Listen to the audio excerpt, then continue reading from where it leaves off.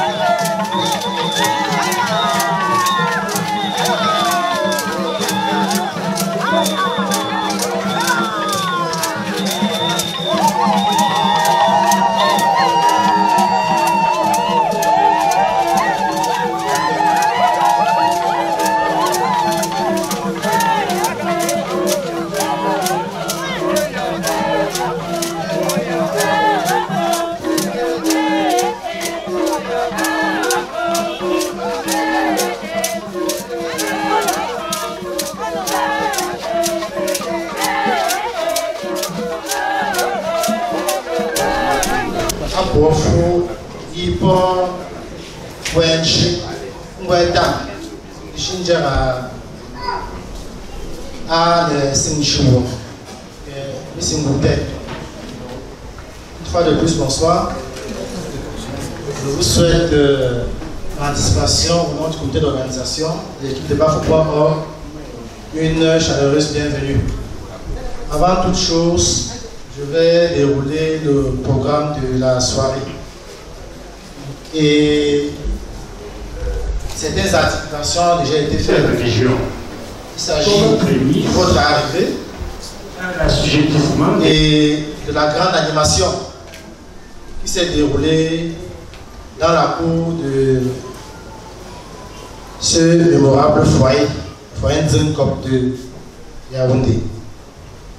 Après, comme nous sommes installés, nous aurons le mot de bienvenue du président du comité provisoire de gestion de la communauté Bafou de Yaoundé. Ensuite, le discours du président du comité d'organisation et qui sera suivi du plan de résistance. La première table ronde. Le premier thème va porter sur la spiritualité en pays bamileke, le cas du groupement Bafou. Et comme articulation, nous aurons l'Église et la tradition, complémentarité ou opposition. Et comme intervenants qui seront déclinés tout à l'heure, nous avons un prêtre et un professeur d'université.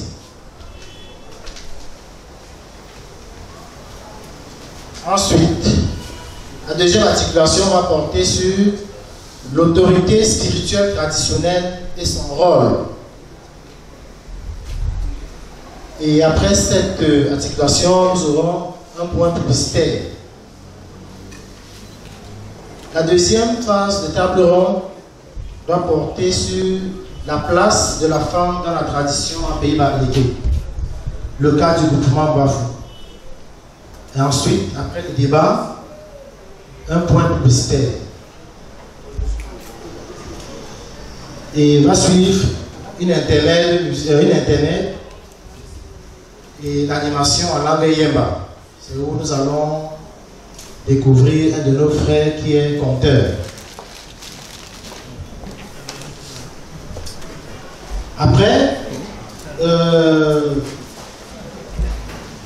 la troisième articulation de la table ronde doit porter sur le thème Bafou.org comme vecteur de la promotion culturelle et du développement. Donc il y aura un débat tout autour. Et après ce débat, comme d'autres articulations, une intermède, animation en langue Yemba. Maintenant, la quatrième articulation sera réservée au discours. C'est où le directeur de publication de Bafou.org doit dérouler et donner des points saillants de votre présence ici ce soir. Par la suite, il y aura le mot de certains parrains. Et enfin, à tout seigneur, tout honneur, le mot reviendra au roi des Bafou. Ensuite, va suivre le dîner qui sera pointé d'intermède, animation par des artistes, par nos fils et filles. Et la dernière articulation va porter sur les remerciements spéciaux de Bafou.org à certains parmi vous qui ont soutenu le projet depuis sa création en 2009. Ça, c'est de manière ramasser les grandes articulations de notre soirée.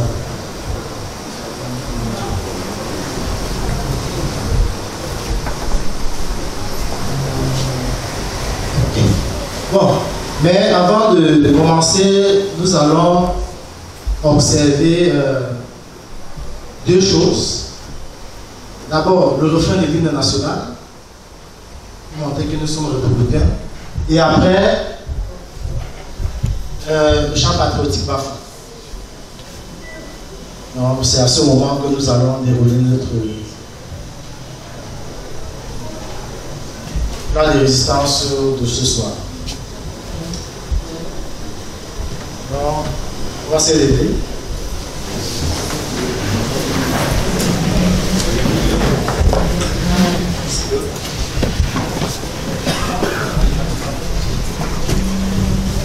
Trois, deux, un. Au Cameroun, berceau de nos ancêtres, debout et jaloux de ta liberté.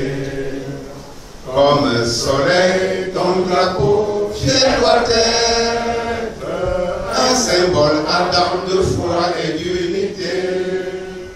Que tous les enfants du Nord au Sud, de l'Est à l'Ouest soient tout amour, de servir que ce soit leur seul but, pour remplir leur devoir toujours. Chère patrie, terre chérie, tu es notre seul vrai bonheur, notre joie et notre vie. À toi l'amour et le grand honneur.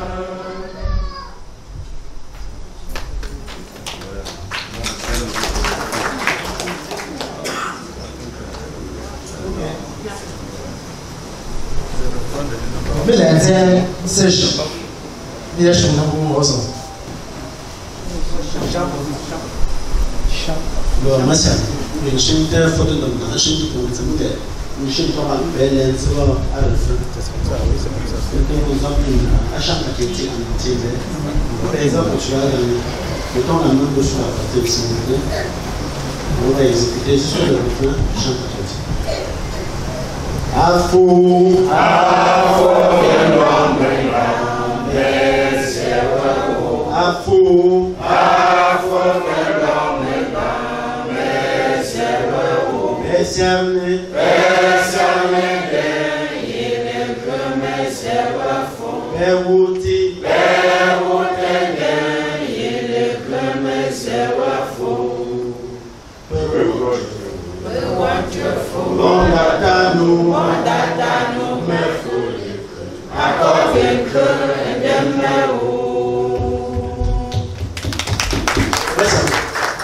Merci Gonzalo.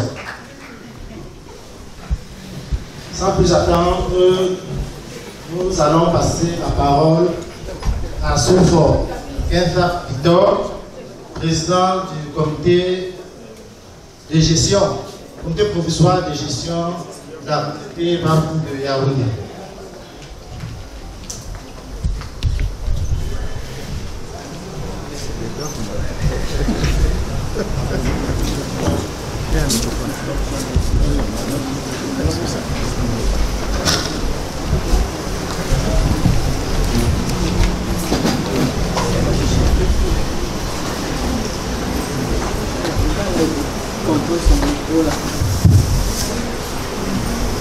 Non, merci.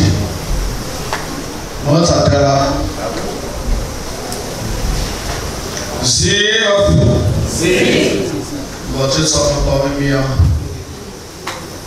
je ne sais pas, notre président du comité de gestion provisoire de la communauté Bafou à Yaoundé.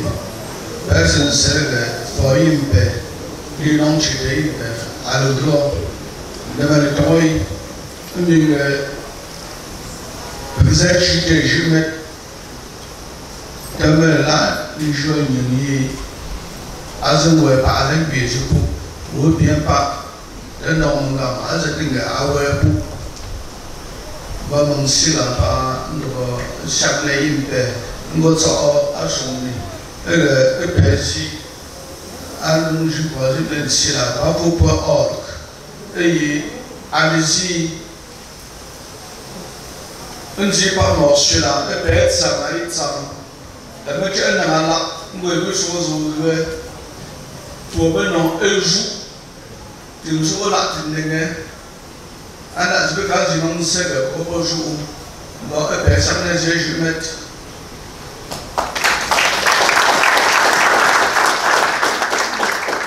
d'abord que bien me na te ma te ba ngamle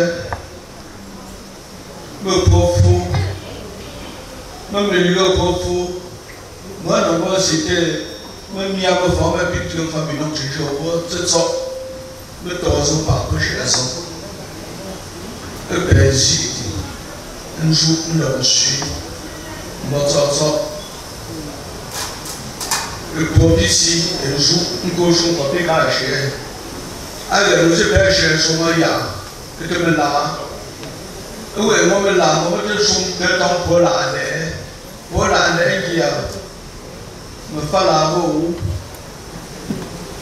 Nous devons pêcher nous. Avant nous, nous faire au couteau pour faire soigner. Bon, moi, ça ne va pas. Mais ça ne peut pas bouger. Avec, va pour ordre, en gâti. Nous n'avons pas chez nous, nous y avons signé le pépé. Nous avons signé le génie. Nous avons signé le pépé. Nous avons choisi, nous avons choisi le pépé, c'est nous exerçons le maman. Nous avons les choses. Le pépé, à lui et lui, le joigner. Nous devons chercher, donc, pour la Tunisie, avec le salaire, nous avons pu savoir des arts. Nous devons être, nous devons être toujours, à nous devons être deux. Nous ne sommes pas, en tant que conférencier, avec nous pour aller. Bravo pour obéir dans les pour nous pour aller. anu si bɛbɛ ŋɔ sumu nyɛ fintu ndɛ nyɛ dɛ anu si nyɛ sumu la aka akɔmɔ asumu ana zi ŋti osumu ana zi ŋti mɛ okunga ko nkuba zi ŋgɔ ndɔfugo mɛmba azi osu ato tɔn la owa bɔn aza zi ŋɔ bɔkti anu sumu ndɛ bɛ dɔ zi azi pa mɛ kiriya asumu mi aŋgo popi pɔzi tɔŋɔ yi bɛ. Nji mi asomni, como pompe sona ya be, bo asasomni ano.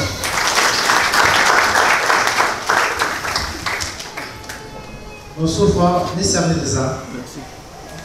Bon, après le mot du président du comité provisoire de gestion de la communauté Bafou, nous allons directement aller au discours du PCO, entendu le président du comité d'organisation. Il s'agit du professeur Limdo, dans Morimont, qui, comme vous le savez, est docteur de 3e cycle, docteur d'État en droit public, agrégé de droit public et de sciences politiques, et professeur titulaire à l'université de Yaoundé 2 et expert consultant. Il est par ailleurs sur le plan traditionnel vice-président du CODEGBA chargé de l'éducation et qui parle de Bafou.org, parle de l'éducation. Je m'en vais sur ce pas lui donner le micro.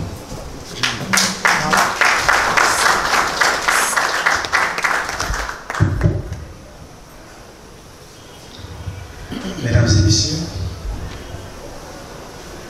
c'est avec un réel sentiment d'émotion que je prends la parole devant vous ce soir à l'occasion de ce moment fort au plan de la pensée, au plan de la recherche des idées, au plan de la construction d'une communauté qui est la nôtre. Ce n'est pas un discours au sens classique, c'est un propos interpellateur, un propos qui effectivement devrait amener les uns et les autres à réfléchir et à s'interroger sur le sens de leur vie, sur le sens de leur existence. Bafou.org a eu la ingénieuse idée de nous inviter pour que l'on puisse échanger sur des questions d'actualité, des questions complexes, des questions passionnées. Et Bafou.org a pensé que je pouvais assurer la présidence de cette cérémonie, l'organiser et la mettre en œuvre comme cela se fait aujourd'hui. Je voudrais commencer par des remerciements à l'intention de ceux qui, choisis comme membres du comité, ont trouvé du temps pour qu'on puisse se retrouver. Et pendant 2 à 3 séances, on a pu voir ce qui sera fait aujourd'hui. Ces personnes sont dans la salle. Ce n'était pas le lieu de les présenter, mais disons qu'elles sont là, très présentes. Et je souhaiterais qu'on applaudisse pour ces personnes qui ont travaillé. Je voudrais vous remercier aussi, vous qui êtes venus aujourd'hui. C'est dîner-débat. On aurait pu dire débat-dîner. Parce que nous allons commencer par le débat. Vous remerciez d'être venus. D'abord pour observer ces danses qui ont été déclinées sur la chaussée et apprécier à sa juste valeur la prestation de ces dames et de ces hommes. Et aussi de vous retrouver dans cette salle pour réfléchir, pour écouter, pour dire, donner son point de vue et sortir d'ici avec quelque chose. Je considère que le dîner, ce n'est que le pendant. Pour moi, ce n'est pas l'élément essentiel. L'élément essentiel, c'est la réflexion. C'est que l'on puisse écouter, échanger et que l'on sorte d'ici transformé. Je vous remercie d'être venu à cette heure et d'être là. Et est-ce que vous pouvez applaudir pour vous-même?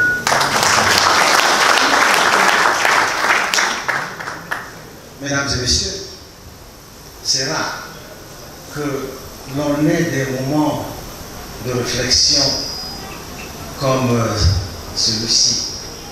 C'est rare que la communauté Bafou et la communauté nationale aient des moments de réflexion. On a l'habitude de privilégier l'action. Or, la force des grandes sociétés que vous connaissez, dites sociétés occidentales, et les sociétés émergentes, c'est d'abord la pensée. Ces sociétés ont mis en avant la pensée avant l'action. Mais nous avons inversé. C'est quand on agit et qu'on se demande qu'est-ce qu'on fait alors. C'est quand on agit qu'on se dit ouais, il y a eu des problèmes, qu'est-ce qu'il faut faire. Je pense que ce moment nous permet de marquer un temps et de privilégier la pensée. Et je voudrais dire que c'est une pensée libre, mais ce n'est pas une pensée incontrôlée.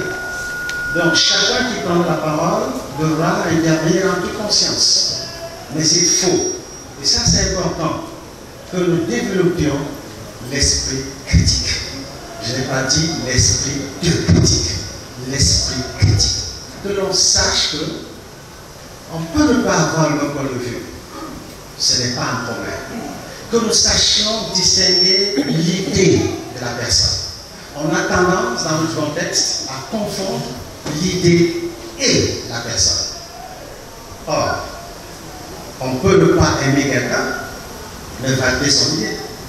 On peut aimer quelqu'un et ne pas valider son idée, parce que cette idée n'est pas défendable. Je voudrais que ce soit un exercice fort pour nous ici. Je voudrais aussi que nous sachions que notre contribution ici permettra aussi de dépassionner les débats sur certaines questions, parce qu'on a aussi tendance à exagérer, à passionner, à mettre l'accent sur l'aspect épidermique des choses. Or, on doit, de mon point de vue, mettre l'accent sur ce que l'autre a dit apporte. Qu'est-ce que ça nous apporte? Et on cherche ce qui nous apporte et on essaie d'exploiter cela. Merci encore une fois d'être venus si nombreux pour écouter les intervenants. Merci d'être aussi nombreux pour échanger, pour converser, pour dialoguer, pour discuter, pour partager. Oui, je dis pour partager parce que ce que nous allons faire ici, c'est le partage. Et je voudrais que nous ayons cet esprit ouvert, cet esprit de compréhension, cet esprit d'entente, au-delà des divergences d'idées que nous pouvons avoir. Je voudrais terminer en disant les grandes communautés, les grandes sociétés réussissent d'abord parce qu'elles ont privilégié la pensée et l'action est venue compléter la pensée. Merci encore une fois et bon débat, de bons échanges et un bon partage. Merci encore une fois. Merci, professeur. On a notre honneur de plein pied dans la science, dans le développement de la pensée. Et la première articulation, comme je l'ai dit tantôt dans le programme, porte sur la spiritualité en pays bamileke, car du mouvement Bafou. Et en première articulation, l'Église et la tradition, complémentarité ou opposition. Et dans cette complémentarité ou opposition, deux intervenants auront la parole. Il s'agit du père Barthélemy Yomi, spiritain de la paroisse Saint-Pierre de Corps et Sauce Yaoundé. Aumônier du collège Jean Tabi, écrivain de plusieurs ouvrages, parmi lesquels Le silence de Dieu, Dieu ou rien, la folie de l'impossible. Et je ne sais pas si ce sera son opposant, il s'agit du professeur Noumi Emmanuel, maître de conférence en faculté de sciences, biologie à l'école normale supérieure, Prince Batoufam, on l'a dit tout à l'heure, nous avons des étrangers, Prince Batoufam, qui s'intéresse à la tradition et par ailleurs a découvert beaucoup de, à base des plantes médicinales, qui peuvent traiter les fibromes des femmes, la prostate pour les hommes et l'insuffisance rénale. Et m'a-t-on dit actuellement qu'il est en train de se battre pour le traitement de l'insuffisance rénale aiguë. Bon, il pourra entrer dans les éléments d'explication par après. Donc je vais comme ça donner la parole à nos panélistes pour cette première table ronde. Bien, merci. Je prends la parole maintenant comme modérateur de ces différentes tables rondes. Et je voudrais apporter un certain nombre de précisions à l'intention des intervenants et à l'intention de ceux qui pourront prendre la parole. Les interventions vont être très structurées, très rigoureusement présentées dans un temps imparti. Les prises de parole seront aussi très contrôlées. J'assure la police, de ce point de vue. Alors, pour ce qui est du premier thème, chaque intervenant, ils sont au nombre de 4. Chaque intervenant aura droit à 10-15 minutes. 10, c'est extrêmement intéressant, parce que vous êtes 4, 10, ça fait 40 minutes. Et je pense que si vous avez dit l'essentiel en 10 minutes chacun, on pourra suffisamment échanger. Donc je vais être extrêmement rigoureux. Si quelqu'un dépasse les 10-15 minutes, eh bien la police va sévir. Je passerai de la prévention à la répression. La prévention, c'est la police administrative, la répression, c'est la police judiciaire. Donc il faut que ce soit clair. Je préciserai pour le second débat. Alors, spiritualité en débatabilité, cas du point Bafou, nous avons 2 articulations. Une sur l'Église et la tradition, complémentarité aux propositions, 2 intervenants, le Père Yomi et le professeur. Donc chacun d'eux a le professeur Mafo. Tu dis Père? Le professeur Nomi. Le professeur Nomi, pardon. Le professeur Nomi. Excusez-moi. Le professeur Nomi. Donc chacun d'entre vous a 10 à 15 minutes. Je compte sur vous pour respecter ce temps. Voilà, je passe la parole au Père. Bien, bonsoir. Bonsoir. Bonsoir. Merci au modérateur. C'est vrai que quand je fus contacté par le professeur Joly, l'impression que m'avait donné, c'est que je ferais peut-être une rotation de 40 à 45 minutes, en divisant par 4 ou par 5. Là, ce serait très compliqué. Bien, la thématique que je vais présenter, c'est l'Église et la tradition, complémentarité ou opposition. Il faut dire que c'est toujours une indescriptible joie qui m'anime chaque fois que je m'adresse de manière publique sur ce qui fonde et constitue les fondamentaux de toute notre existence, à savoir contraster Dieu et la religion. La thématique est encore plus captivante en ce qu'elle met face à face le divin et l'humain, en opposant Dieu et l'homme. C'est opposer ce qui est et ce qui est en devenir, le nécessaire et la contingence, l'essence et les accidents, si je veux paraphraser le célèbre Aristote. Une chose est sûre, comme disait Alain Bois dans son livre intitulé Coutumes et religions traditionnelles américaines face à l'évangile, la racine d'un peuple est sa tradition. Et un peuple sans racine est un peuple qui meurt. Alors, en quoi ces propos, nous réalisons que la tradition en Pays Bamileke est plus sûre en Pays Bafou, est ce qui constitue le cœur de chaque fils Bafou. Et cette tradition s'exprime à plusieurs niveaux. Les funérailles, cérémonie de jumeaux, danse traditionnelle, comme j'ai vu comme souvenir, la visite de la forêt sacrée, des lieux sacrés, et beaucoup plus encore le culte des crânes.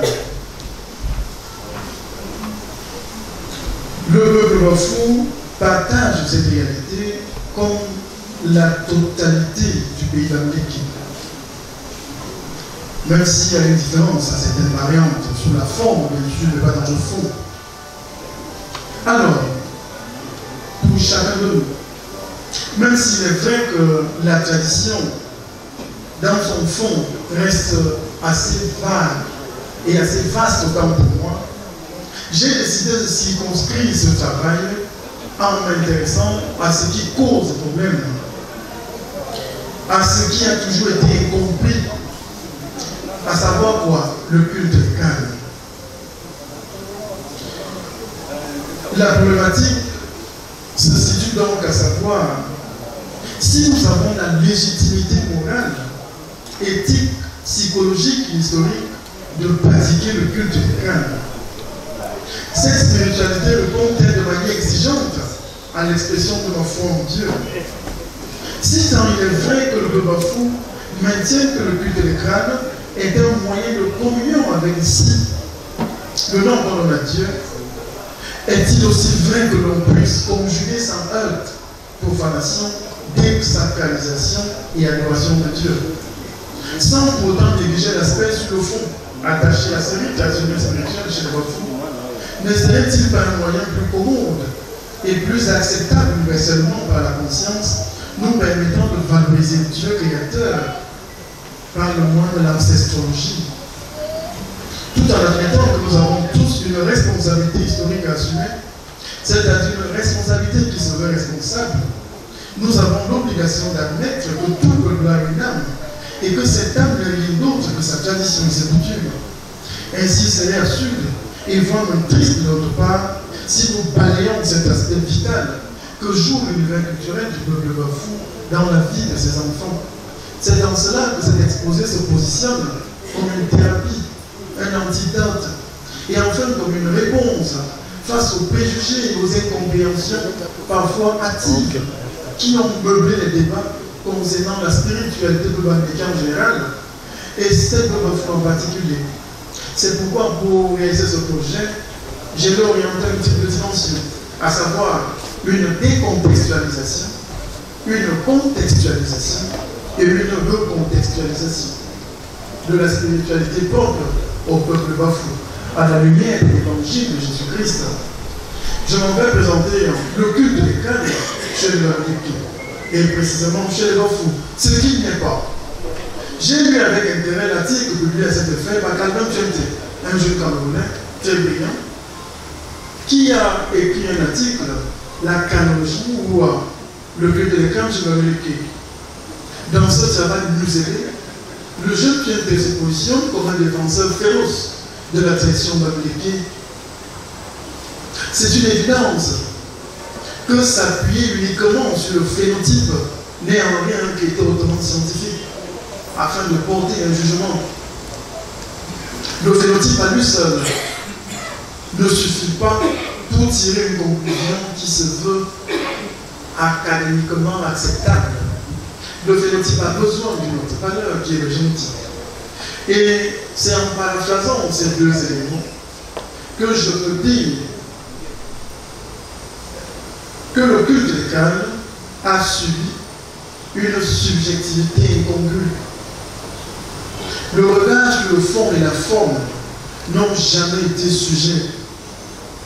Et c'est peut-être avec douleur que je dirais ça. Il est évident que nul ne saurait balayer cette vérité forte. Les Occidentaux n'ont presque rien compris de cette pratique. Comme conséquence de cette ignorance, le culte des crânes fut teinté de tous les mots péjoratifs. Animisme, idolâtrie, magie noire, sorcellerie, satanisme, malavantisme, spiritisme, incantation, polythéisme. Tout ceci n'était que le fruit de l'ignorance. Le culte des crânes n'est pas idolâtrie. Je souhaite réaffirmer ici que le culte des crânes tel que pratiqué en pays Bafou n'est pas l'idolâtrie. En effet, si on s'appuie tous sur cette dialectique entre le référent et la chose référée, entre le symbole et la chose symbolisée, nous réalisons que le Bafou n'a jamais vu dans ses rites des crânes un rituel spirituel s'adressant à un Dieu autre que le Dieu créateur. C'est en cela que le rite des crânes n'a jamais sombré dans les vestiges du polythéisme. Le culte des crânes n'est pas de la magie noire et de la sorcellerie. Dans la spiritualité Bafou, il est clair que pour toute personne portée par la conscience droite, que le culte des crânes n'est pas le lieu où on jette des sorcelleries sur les autres en les condamnant ou en les maudissant. Le culte des crânes, dans sa dimension ritualistique, est un médium où les ancêtres sont invoqués comme médiateurs pour soutenir nos vies de la faiblesse, des échecs, des blocages et de tout ce qui ne contribue pas à l'élévation de l'homme. Le culte des crânes n'est pas l'animisme ni du polythéisme. S'adresser à ses ancêtres, ce n'est pas s'adresser à Dieu, mais s'adresser à un menteur. Toutefois, au-delà de tout ce que nous avons dit sur le culte des crânes, au-delà du fait qu'il est un médium qui nous aide à rentrer en communion avec Dieu à travers le canal des ancêtres, on a besoin de faire une relecture du culte des crânes. Une analytique objective s'impose. C'est pourquoi, s'il est évident que le culte des crânes est pratiqué dans nos cultures, pose encore bien des ambiguïtés à plusieurs niveaux. C'est sans doute la raison pour laquelle son acceptation reste encore problématique et questionnable. Il serait limité de notre part si on aborde la question de manière passionnelle et subjective, en sondant dans les vestiges comparatifs avec le modèle que nous propose l'Occident. La question demeure, et même si on refuse parfois l'admettre, elle s'impose à notre conscience. Le culte des crânes dans sa forme, c'est-à-dire dans son effectivité, dans sa pratique, répond-elle moralement, historiquement, aux exigences acceptables à l'universel. Le culte des crânes est la question de l'activité de l'homme. La vraie problématique sur le culte des crânes est celle de l'activité de l'homme. Être digne et vivre un homme digne, et de quitter les siens sur cette terre dans la dignité, reste l'idéal de l'être humain.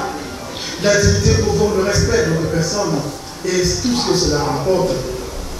Le culte de l'Islam ne s'inscrivant pas dans l'ordre de la nécessité, il devient clair qu'ôter les ossements d'un parent qui repose librement dans les entrailles de la terre reste l'acte méprisant le plus acceptable de toute l'histoire de l'humanité, qui que nous soyons, et quelle que soit notre culture d'appartenance. Cette légitimité nous a été accordée. Nous n'avons pas le droit de terminer la dignité d'un enfant de Dieu en enlevant son crâne pour l'avoir dans une calebasse, posée dans une chambre sacrée, visitée uniquement quand un besoin précis s'impose. Dieu ne nous l'autorise pas. Et en tient en communion avec lui, ne nécessite pas sans doute autant de sacrilège. Dieu n'est pas si sadique qu'il a besoin qu'on déracine l'être humain dans son humiliation la plus totale pour entrer en communion avec lui. Le bafou est la théologie de la mort. Il est acceptable que la mort reste le défi de toute notre existence. C'est pourquoi elle nous fait peur, elle nous fascine, et elle nous fait parfois prendre certaines précautions futiles pour s'en protéger. La mort ainsi que les morts nous font peur. C'est cette peur qui nous pousse à développer des stratégies pour pouvoir soit éviter la colère ou demander la faveur. Mais la question demeure, la mort donnerait-elle un super pouvoir? Autrement dit, quand on décède, devenons-nous une autre personne avec plein de pouvoir, au point de pouvoir contrôler la vie des gens sur la terre et de décider sur leur destin? Est-il donc possible, son vivant, que quelqu'un n'ait pas été capable de vous fournir quelque chose de valable et qu'il le soit subitement après sa mort? Voilà de grosses questions. Et à chacun de produire sa réponse. La dialectique entre la créature et le créateur. Une des réalités les plus incomprises dans notre agir est le regard que nous jetons cette question. La place du créateur et la place de la créature. À qui la primauté? Beaucoup ne connaissent pas Dieu. Beaucoup s'en moquent totalement. Beaucoup se fichent de Dieu. Mais seulement, on accorde une importance capitale au culte des crânes. Qui est le créateur et qui est la créature. Je crois que c'est la problématique de ce soir. Je ne vais pas empiéter sur le temps. Quand le débat sera ouvert, je vous donnerai les cartouches que j'ai gardées. Merci.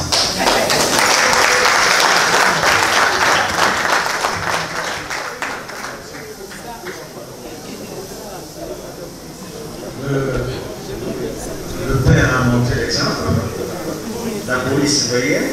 Elle a failli passer de la police administrative à la police judiciaire. Alors, merci pour cette intervention hautement philosophique, hautement technique et hautement aussi pratique. Je crois que le cœur de votre intervention, et je crois que ça suscitera le débat justement, c'est le culte des crânes.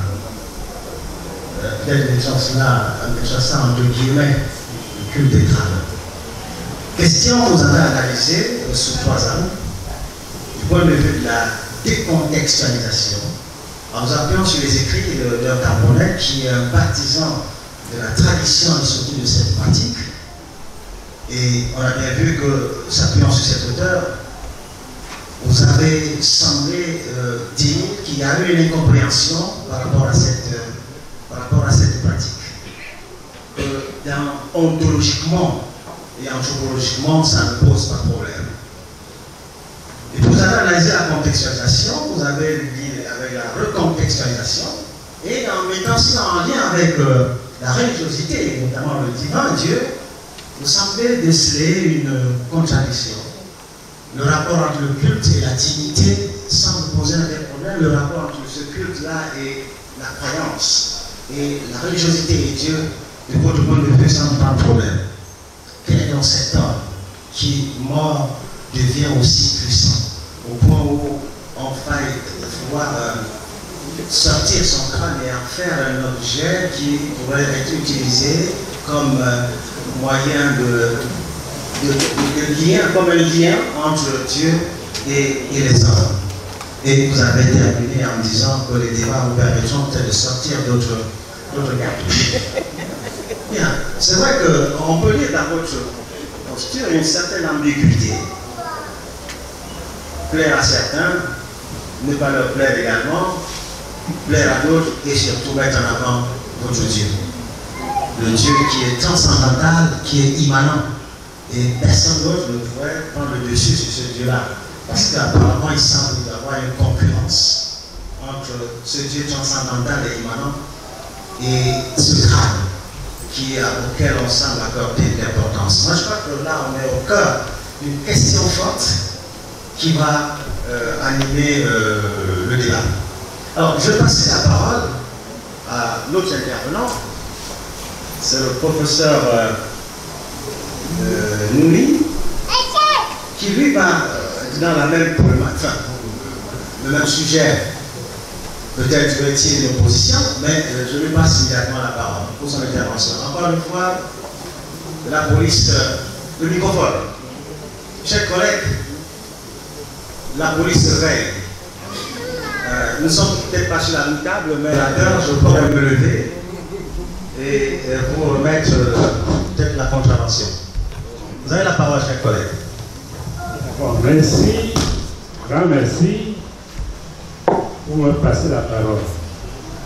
Je vais intervenir et mes propos vont suivre ce que vous avez dit parce qu'en réalité, nous sommes en train de réfléchir. Il faut que ce soit une soirée de réflexion.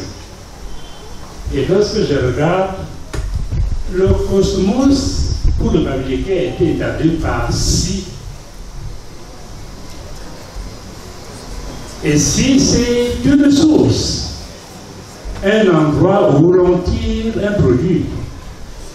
C'est la lumière qui irradie l'univers, l'énergie fondamentale qui fait fonctionner tous ces comportements. Une religion est un culte rendu à une divinité. Elle a pour fondement la théologie et le spiritualisme.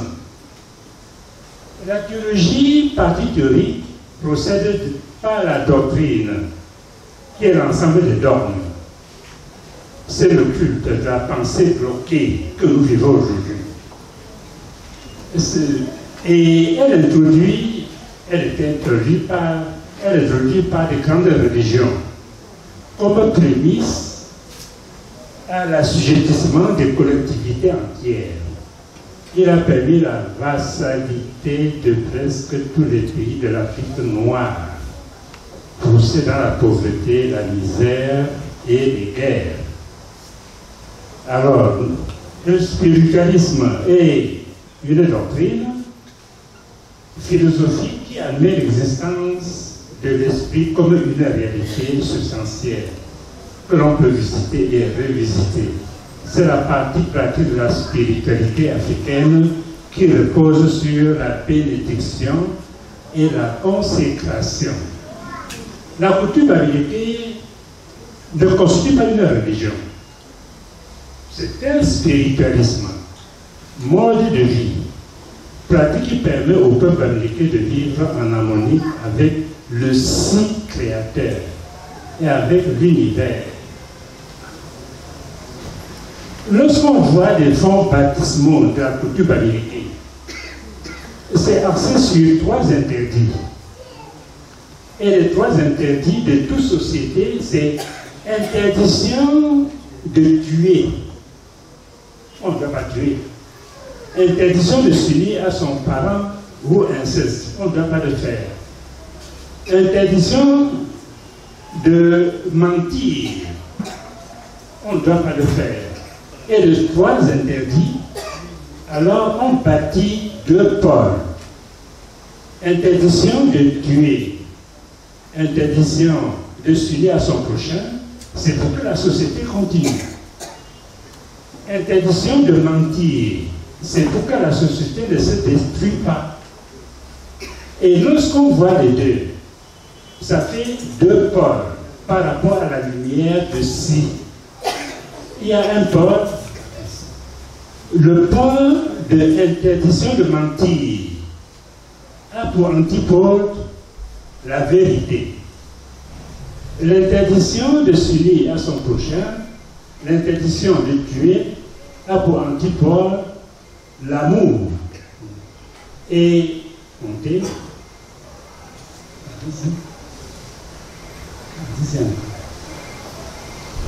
Et les 3 pôles permettent de former là le pôle de la lumière, disons interdit de mentir, mensonge interdit, interdit homicide. Et là, ça nous forme le triangle. Vous montez, vous allez voir. Et voilà les 3 triangles, où le Américain place le si suprême en haut, et puis l'étude de la nature, des divinités, être de nature divine, le si ou divinité, au pôle de vérité, et puis les âmes des ancêtres au pôle de l'amour. Et voilà les 3 pôles des Bamileke. Montez.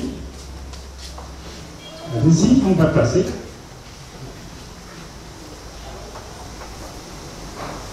Oui, allons-y, la relation. Alors, le Bamileke, maintenant l'univers, est divisé en plusieurs cercles. Le cercle du milieu, c'est le cercle des saints, au milieu duquel se trouve Dieu. Le deuxième cercle revient aux divinités. Le 3e cercle est celui des ancêtres. Le 4e cercle, ce sont des humains, puis des animaux, puis des végétaux, puis les minéraux. Et le Bamileke utilise les végétaux, par exemple l'huile de palme, les minéraux, par exemple le sel de cuisine, et les animaux, un corps, une chèvre, pour faire les sacrifices. Et lorsqu'on voit la relation entre tout cela, montez.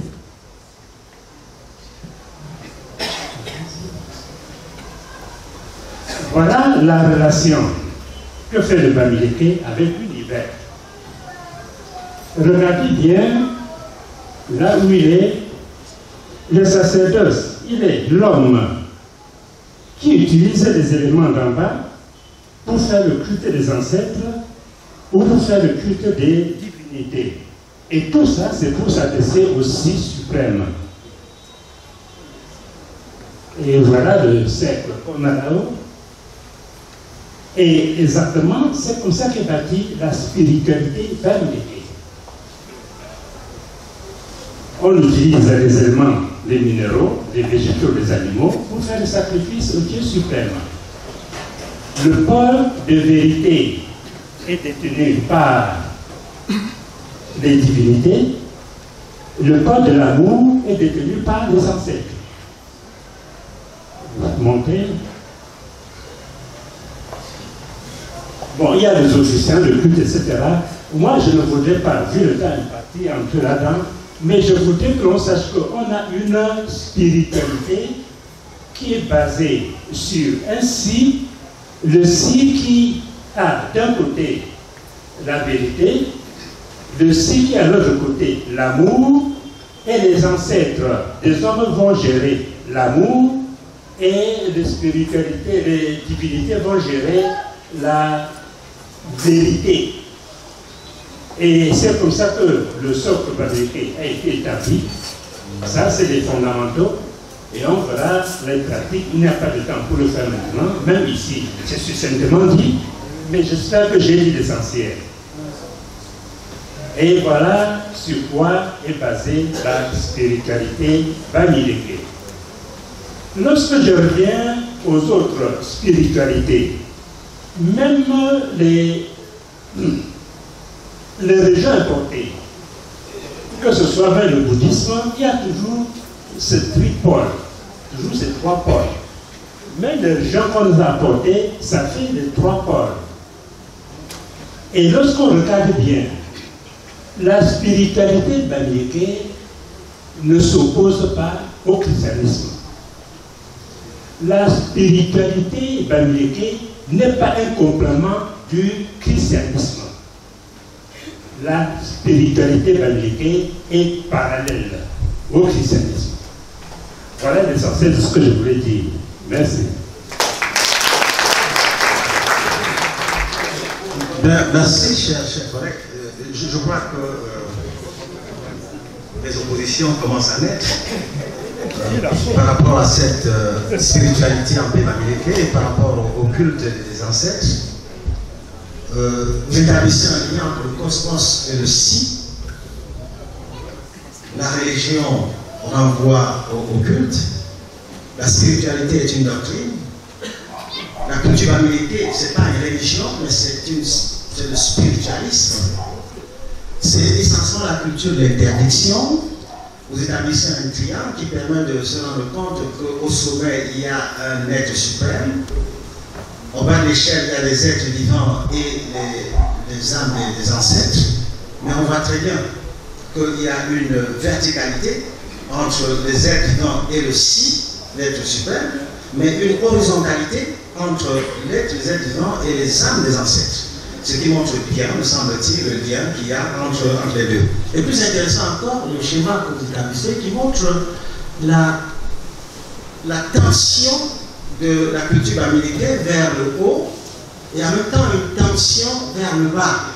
Donc cette tendance qu'il a à regarder vers le haut, mais en même temps à s'intéresser au bas. Et ça traduit bien effectivement ce qu'on vous avait dit tout à l'heure. Et ce qu'il y a de fort, affirmé par vous, c'est que la culture le culte des ancêtres est fait en vue d'aller vers l'être suprême qui est le Si suprême, qui incarne la vérité, évidemment. Vous terminez par des propos suffisamment forts et qui montrent l'opposition entre vous et le Père Yomi. La spiritualité ne s'oppose pas au christianisme. N'est-ce pas? Bamileke, elle est parallèle. Elle n'est pas complémentaire, elle est parallèle. Ce qui veut dire qu'en fait, on a deux lectures. Mais deux lectures parallèles. Mais si elles sont parallèles, ça peut aussi traduire soit une complémentarité, soit une opposition. Le débat nous permettra effectivement de nous en rendre compte. Et ce que je retiens, c'est que la notion de spiritualité doit être distinguée de celle de la religiosité. N'est-ce pas? Peut-être alors, la religiosité serait une composante de la spiritualité. Le débat nous permettra, et le Père pourra prendre la parole à ce moment. Bien, mesdames et messieurs, nous avons suivi là les premières interventions sur Église et tradition. Deux propos distincts. Deux propos distincts. Peut-être deux propos contradictoires. Alors, ce que je suggère, ça va se passer comme cela, c'est pour qu'on évite de mélanger les thèmes, pour éviter qu'on ait à poser des questions qu'on ne retienne pas très bien. Je suggère que d'abord pour ce thème, il y ait des échanges. Et pour le thème suivant, autorité spirituelle traditionnelle et son rôle, on est à notre débat, pour ne pas avoir à mélanger. On a suffisamment à dire sur ce thème que je pense qu'il faut pouvoir le distinguer des autres interventions. Alors, je précise comment est-ce que les choses vont se passer. Vous prenez la parole, parce que c'est des gens qui veulent en prendre. Ils lèvent le doigt, s'ils disent prendre, soit poser une question, soit faire une intervention en termes de complément. Et je précise, c'est la police. Vous allez plus que je ne le souhaite, je vous retire la parole. Voilà, je suis désolé de le faire. Alors, qui prend la parole? Vous? Vous, oui. Le microphone? Microphone? Vous avez 1 minute, pas plus. Je vous remercie. Je vous remercie infiniment de m'accorder la parole. Et je vais d'abord remercier. Moi, c'est un aussi fou.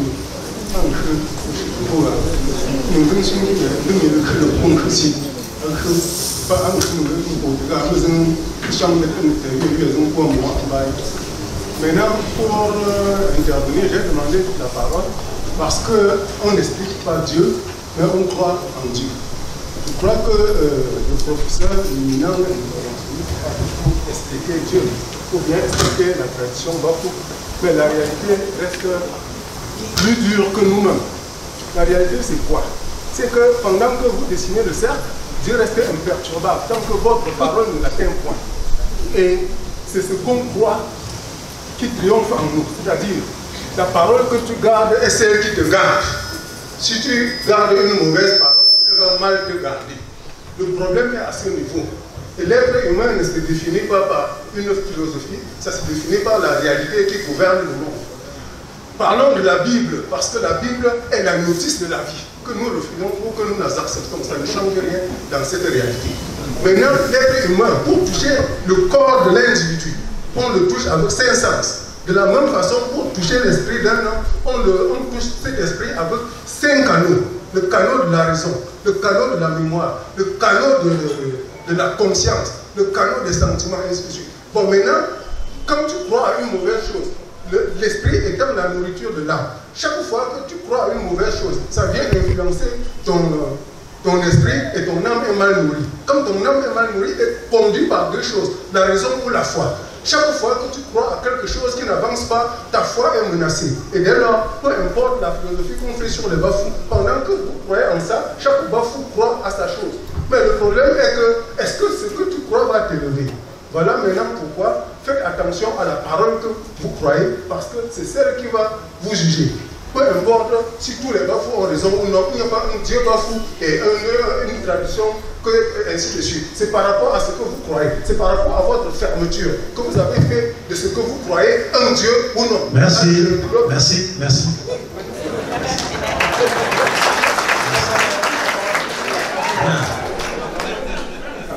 Alors, il exprime un point de vue. Il exprime un point de vue, n'est-ce pas? On le retient comme tel. Je dis dans mon propos, comme président du comité, que nous étions ici pour échanger. Mais de l'échange peut naître une transformation. De l'échange peut naître une transformation. Mais il faut aussi que nous évitions de dogmatiser les choses. Hein, de dogmatiser, étant entendu que chacun peut avoir son point de vue. Ce que je retiens dans vos propos, c'est, on n'explique pas Dieu, on croit en Dieu. Oui, je ne crois pas que le collègue a l'exercice d'expliquer Dieu. N'est-ce pas? Il a mené l'exercice sur la spiritualité, sur le rapport entre l'homme et Dieu. Et je crois que c'était là son point de vue. Le rapport entre la raison et la foi, c'est vrai, la raison, elle est humaine, mais la foi est aussi humaine. N'est-ce pas? Mais la foi peut ne pas être partagée. Mais tout être humain a un peu de raison. Mais tout être humain n'est pas forcément, n'a pas la même foi que l'autre être humain. Je ne sais pas si le collègue voudrait réagir par rapport à ce qui a été dit. Le collègue Eric, il réagit d'abord. Bon, voici qu'ils comprennent que ce soit vous qui menez la science, avez placé la science sous le thème de réflexion. Nous sommes en train de réfléchir. Voilà, ce n'est pas dogmatique. Ça dit croire ou la foi, on est en train de réfléchir.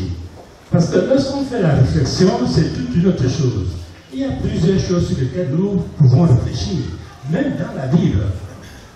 Par exemple, à l'école primaire, nous avons chanté que les peuples juifs étaient esclaves en Égypte.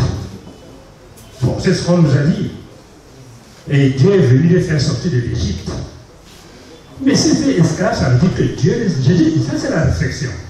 Ça veut dire que Dieu les a achetés. Pardon, que le pharaon les avait achetés. Et que Dieu venant les prendre sans rembourser pharaon, c'est du moralisme. Nous faisons la réflexion. Bon. Et lorsqu'on regarde bien, c'est la famine qui a fait qu'ils partent de leur pays pour aller en Égypte. Ils étaient esclaves en quoi? En rien. On peut bien dire, s'ils sont restés en Égypte, ça veut dire qu'ils trouvaient leur compte. Sinon, ils seraient rentrés chez eux. Rien ne les empêchait à rentrer chez eux. Donc, ça, c'est seulement la réflexion. Très bien. Ça, c'est la réflexion. Alors, très bien. Oui. Je vais commencer par remercier le président du comité d'organisation. Parce que depuis que le prêtre a parlé, je pense qu'il est très utile pour décortiquer ce que le prêtre dit. Parce que le prêtre a utilisé un niveau très élevé pour nous parler. Et il a eu l'amabilité de rendre digeste. Alors, je voudrais également remercier le promoteur de cette idée de débat. Mais je vais tomber dans un point très précis, le mariage en pays bamileke. Vous n'êtes pas sans savoir qu'aujourd'hui, se marier est la chose la plus difficile qui existe. Auparavant, il suffisait que vous ramassiez un gros fagot de bois pour aller chez un monsieur et vous alliez sa fille. Est-ce qu'aujourd'hui, c'est encore possible? Donc, j'aimerais que le conférencier nous aide à décortiquer cela. Pourquoi est-ce que je reviens sur ce thème?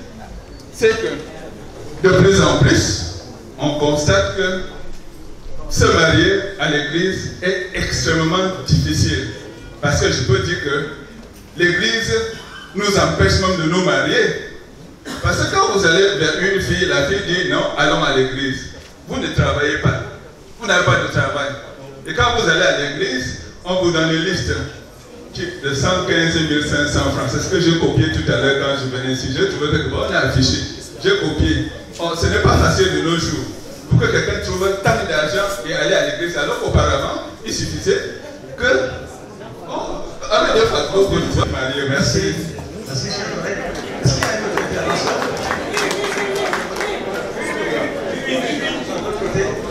Oui. Merci beaucoup. Jean-Paul Kongé. Quelque chose là, tu joues, que le France te joue. Tradition, religion. On parle bien de tradition bamileke, mais on ne parle pas de quelle religion. J'aurais souhaité qu'on précise. Ça, c'est en passant. Et quand le prêtre a aussi dit je développe le point de vue de la religion, il n'a pas aussi précisé. Ça ne nous avance pas beaucoup. Ce que je veux dire, c'est que ici, le prêtre, je m'adresse d'abord au prêtre, s'est beaucoup apaisanti sur la notion de crâne.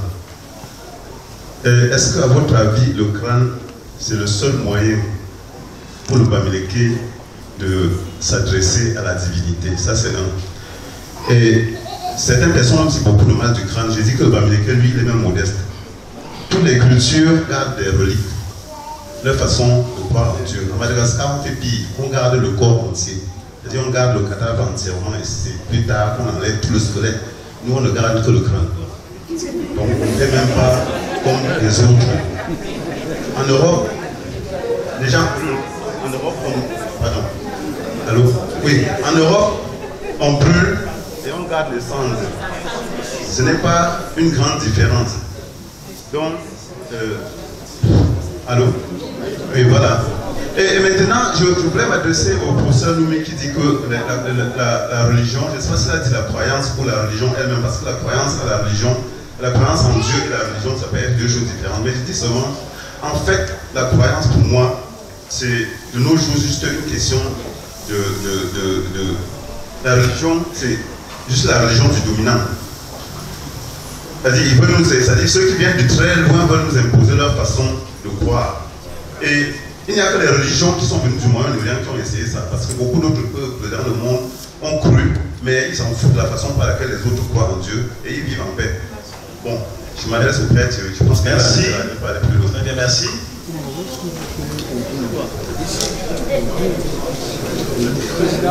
Oui.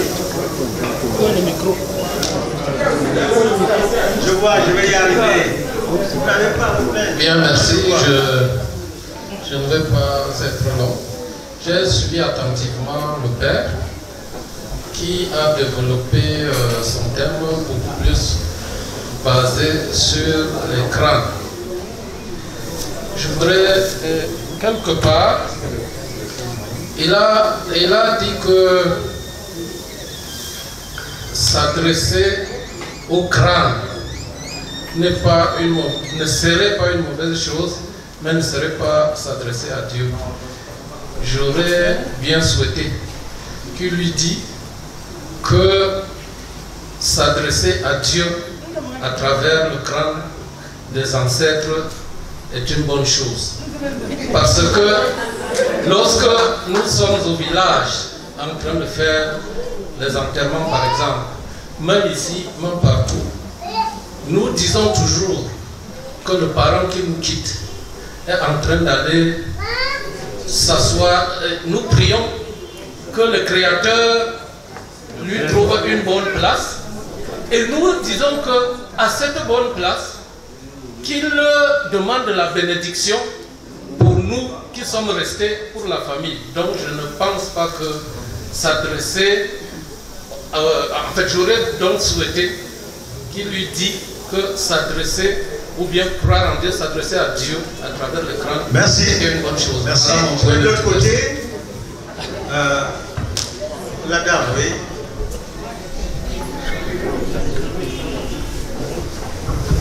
Ok, merci au modérateur. Et nous avons suivi attentivement les deux interventions. Je vais donc m'adresser aux deux intervenants. Je vais commencer d'abord par le professeur Yomi. Oui, pour lui, c'est un sacrilège de déterrer les crânes ou les os d'un parent pour l'exposer dans un lieu sacré. Pourquoi les catholiques traînent-ils les reliques des saints partout dans le monde pour qu'on adore? Merci. Pourquoi devrais-je adorer un saint que je ne connais pas et ne pas vénérer ma grand-mère que j'ai bien connue et qui monte de temps en temps et revient m'assister quand je suis en difficulté? Non, je n'ai pas fini, Oui, c'était adressé au père. Hein? Oui, au père. Et toujours au père.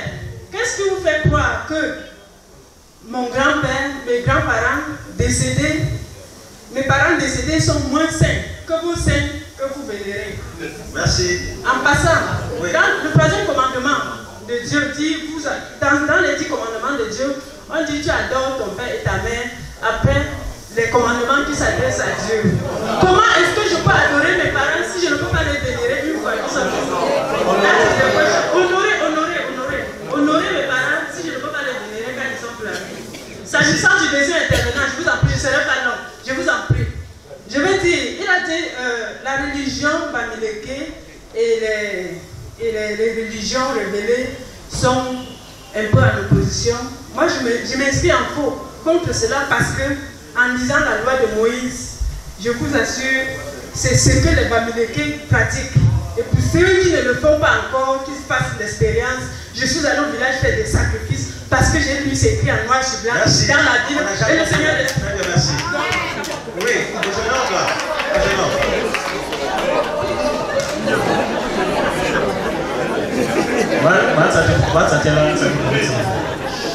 bonsoir à tous, moi c'est Michel Kitsu Amel, étudiant à l'université de Yaoundé 1 et je salue de là mon professeur de géographie. Et je voulais parler qu'il ne faut pas qu'on sorte du contexte, c'est juste la philosophie de chaque personne.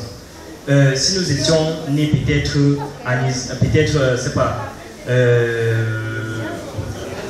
en Israël, nous serons quoi? Peut-être les musulmans. Hein? Et nous devons croire à quoi? À Allah. Si nous étions nés peut-être en Chine, nous devons croire à Bouddha. Et pourquoi nous sommes nés pour chez les Bamileke, nous ne devons pas croire ici? Pourquoi nous devons croire aux autres alors que pour nous est là? Et j'aimerais aussi m'appesantir sur l'église catholique. Je suis catholique, je ne dois pas le nier. Dans d'autres églises, on dit qu'on ne doit pas mettre Jésus sur la croix. Pourquoi chez les catholiques, on met Jésus sur la croix? Et pourquoi nous ne devons pas déterrer nos crânes et les adorer comme... Merci. Alors, moi je pense que tout ce qui vient d'être dit résume ce que les uns et les autres voudraient bien dire. Je ne pense pas qu'il y ait des choses différentes qui doivent être dites.